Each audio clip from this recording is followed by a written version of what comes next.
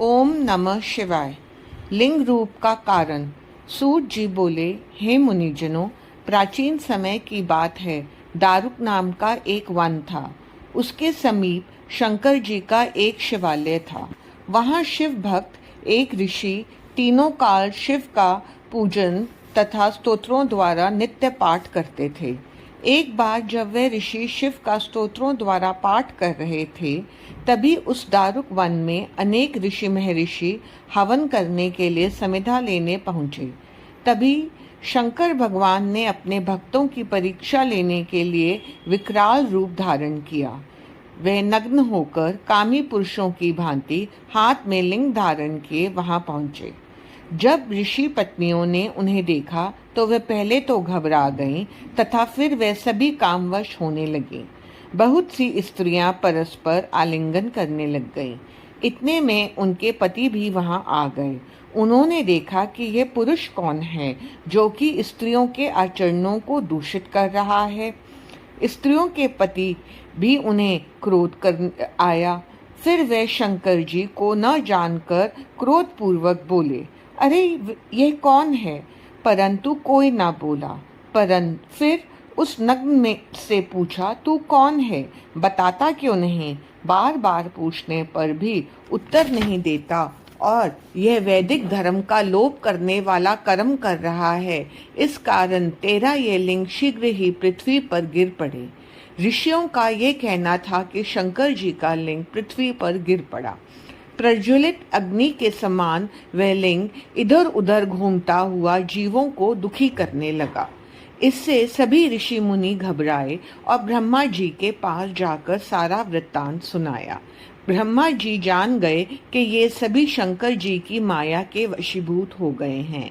तब यह सब जानकर ब्रह्मा जी बोले, हे ऋषियों, तुमने ये अनुचित कार्य किया है। देखिए, सभी मनुष्य मात्र का धर्म है कि मध्याह्न काल में आए अतिथि का सत्कार करें। अब जब तक वह शंकर भगवान का लिंग एक स्थान पर स्थित नहीं हो जाता, तब तक इसी प्रकार उपद्रव होते रहेंगे। यदि तुम संसार का हित चाहते हो तो शंकर भगवान के ज्योतिर्लिंग की स्थिरता के लिए जगदम्बा पार्वती का चिंतन करो, उनकी आराधना तथा स्तुति करो। तुम्हारी स्तुति से पार्वती जी ही योनि रूप हो जाएं और लिंग स्थिर हो जाए। तब विश्व कल्याणी पार्वती जी के प्रसन्न होने पर अष्टबल की रचना कर शास्त्रों की आज्ञा अनुसार उस पर एक घट स्थापित करो। उसमें दूर्वा डालो तथा पवित्र तीर्थ के जल से उसे सदा शिव का ध्यान करके विधि सहित उसका पूजन करो। शतरुद्री का पाठ करते हुए इस घट के जल से इस लिंग को स्नान कराकर मार्जन आदि करो। फिर योनि रूपा पार्वती को बाण रूप से स्थापित कर उसी पर सदा शिव के ज्योतिर्लिंग को स्थापित कर दो। फिर धूप दीप नैवेद्य आदि से षोडशोपचार करके उनका पूजन करो। फिर स्तोत्र गान आदि से शंकर जी की स्तुति करो तथा तभी जाकर मंगल होगा। इस प्रकार ब्रह्मा जी के वचन अनुसार ऋषियों ने मातेश्वरी जी की विधि पूर्वक आराधना की। उनकी स्तुति से पार्वती जी योनि रूपा हुई और उस पर ज्योतिर्लिंग की स्थापना हुई। इसके बाद पूजन पाठ किया, तब संसार में मंगल हुआ। वही ज्योतिर्लिंग संसार में हाटकेश्वर नाम से प्रसिद्ध है। इसकी आराधना से सभी लौकिक तथा परलौकिक सुख प्राप्त होते हैं। अंधकारसुर की मुक्ति। पूर्व काल में एक अंधकारसुर नाम का दानव हुआ, जो समुद्र के किसी गड्ढे में रहता था। वे बड़ा बली और महापराक्रमशाली था। उसने विश्व भर को अपने अधीन कर रखा था। सारा विश्व इससे दुखी था। देवताओं ने अत्यंत दुखी होकर भगवान शंकर को अपना दुख सुनाया। अनेक प्रकार से स्तुति कर उन्हें प्रसन्न कर लिया। इस पर भगवान शंकर उनकी स्तुति से प्रसन्न हो गए। उन्होंने देवताओं को आश्वासन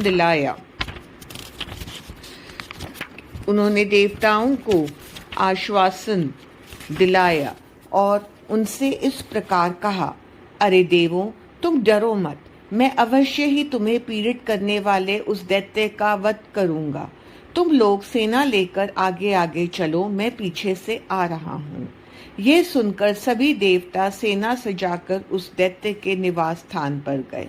देवताओं को आया सुनकर वह दैत्य अपने गड्ढे से बाहर निकल आए। उसने देवताओं के साथ भयानक युद्ध किया। वह इस युद्ध से पीड़ित हो गया और अपने गड्ढे में जा छिप गया। यह देखकर सदाशिव ने अपना त्रिशूल बांधकर उसे गड्ढे में मारा। त्रिशूल के लगते ही वह दानव छटपटा उठा। फिर शिवजी से कहने लगा, हे प्रभु, मैंने ये सुन रखा था कि मरते समय शिव दर्शन को शिव रूप बना देता है। मैंने अब मरते समय आपके दर्शन कर लिए, मैं कृतार्थ हो गया। इससे प्रसन्न होकर शिव जी बोले, मैं तुम्हारी इस भावना से प्रसन्न हूँ, तुम वर मांगो। इस पर दानव बोला, हे शंभु, यदि आप मुझसे सचमुच प्रसन्न हैं तो अपनी अविचल भक्ति दें। दूसरा वर ये दें कि आपका इसी स्थान पर अविचल निवास रहे। शिव ने उसे अविचल भक्ति दी तथा ज्योतिर्लिंग रूप से वहां सर्वथा स्थित हो गए। बटुक पूजा की कथा। प्राचीन काल में दधीची नाम के विप्रपुत्र हुए हैं, जो बड़े धर्मात्मा, संपूर्ण वेदों के ज्ञाता तथा शिव भक्त थे।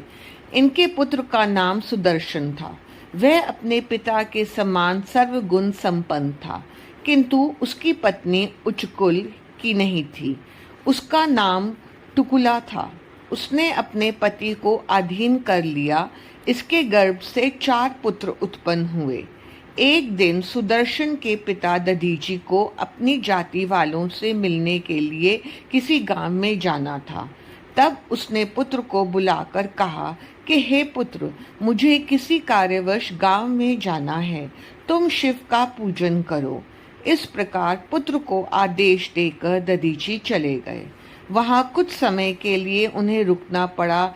इधर सुदर्शन शिव पूजन करता रहा। कुछ समय बीत जाने पर शिवरात्रि का पर्व आया। इस पर्व को तो सभी नर नारी उपवास करके शिव पूजन करते ही हैं। सुदर्शन ने भी विधि पूर्वक भगवान शंकर का दिन में अर्चन पूजन किया। रात्रि में उससे कार्यवश घर में जाना पड़ा। वहां उसकी पत्नी ने उसे काम आसक्त कर लिया। फिर पत्नी के साथ काम क्रीड़ा में तत्पर हो बिना शुद्धि किए पुनः शिव पूजा करने लगा। सर्वांत स्वामी शिव ने ये सब जानकर उसे पाप दे दिया। अरे मूर्ख, आज शिवरात्रि के पर्व को भी तूने स्त्री के साथ काम क्रीड़ा करके बिना शुद्ध हुए ही मेरी पूजा की है। इससे तू मूर्ख हो जा। इस शाप के कारण वह सुदर्शन जड़ के समान पागल होकर घूमने लगा। कुछ समय बाद जब दधीची लौटकर आए तो सब वृत्तांत जानकर दुखित होकर बोले, अरे इसने अपना ही क्या अपितु सारे कुल का ही सर्वनाश कर दिया है। अब क्या किया जाए। फिर विचार कर जगदम्बा पार्वती जी की उपासना प्रारंभ की। दधीची की इस अर्चना तथा भक्ति से जगदम्बा पार्वती प्रकट हुई। तब दधीची की प्रार्थना के अनुसार पार्वती जी ने दधीची के पुत्र सुदर्शन को शिव के चरणों में पटकते हुए प्रार्थना की कि हे माँ स्वामी, ये सुदर्शन तो मेरा पुत्र है। यह कहकर उसे यज्ञोपवीत धारण कराकर 16 अक्षरों वाले शिव गायत्री मंत्र की दीक्षा दी। तब मातेश्वरी गिरजा की कृपा से सुदर्शन ने मंत्र के उच्चारण पूर्वक शिव का पूजन किया। इस प्रकार शिव पूजन से सदाशिव प्रसन्न हो गए और सुदर्शन से बोले, हे वत्स, मैं तुझसे प्रसन्न हूँ। मेरी तुम पर पूर्ण कृपा है। मेरे में समर्पण किए हुए धन धान्य घृत तेल आदि सभी पदार्थ तेरे लिए हैं। तुम इन सब का उपभोग कर सको। तुम सदा त्रिपुंड धारण किए हुए शिव संध्या गायत्री जप करता हो जाओ। मैंने तेरे सभी अपराध क्षमा कर दिए हैं। इस प्रकार कहकर भगवान शिव से ने सुदर्शन तथा उसके पुत्रों का का भी बटुक रूप में अभिषेक किया। फिर बोले, हे पुत्रों, तुम में जो भी मेरा बटुक रूप होगा वह विजय पाकर संसार में पूजनीय होगा, तुम्हें जी पूजेगा। मैं उसका इतना आदर करूंगा कि उसके द्वारा तुम्हारा पूजन को अपना पूजन मानूंगा। इस प्रकार सुदर्शन शिव से अभिषेक प्राप्त करके संसार में बटुक नाम से प्रसिद्ध हुए। इसलिए शुभ तथा अशुभ कर्मों में बटुक पूजा करनी चाहिए।